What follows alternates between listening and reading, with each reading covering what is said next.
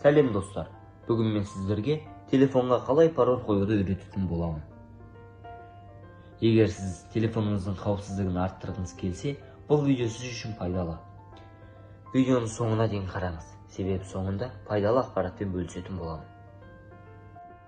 Ал ендеше пароль қоюды көп созбай бастайық. Ең алдымен телефонның баптаулар бөліміне өтеміз.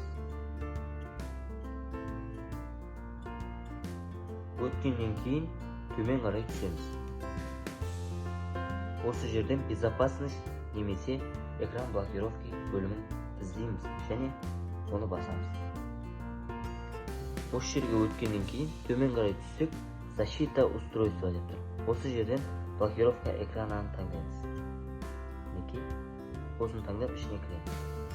Бізде нет деп тұр, яғни бізде пароль жоқ.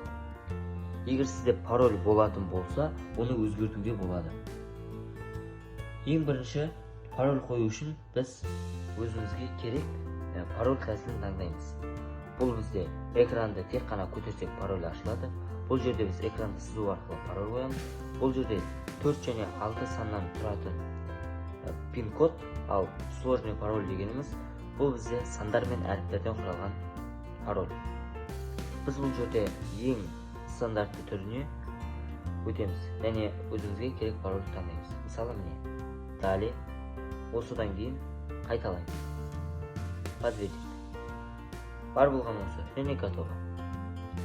Міне, бізде пароль қойылды. Егер сіздің телефоныңызда отпечатка пальцев лицо болатын болса, оны басу арқылы сіз оларды қоя аласыз. Ал егер болмаса, сізде бұл жерде көрінбейтін болады. Енді сынап көрейік. Телефонымызды сөндіреміз. Қайта қосамыз. Көтереміз. Міне, бізде пароль. Енді парольді ашамыз. Міне, бар болғаны осы. Міне, осылайша оп-оңайсыз телефонға пароль қоюды үйреніп алдыңыз. Енді ешкім сіздің жеке мәліметтеріңізді біле алмайды. Видео ұнаса, лайк басып каналға тіркелуді ұмытпаңыз. Егер қосымша сұрақтарыңыз болса, пікірге жаза кетіңіз. Назарларыңызға рахмет.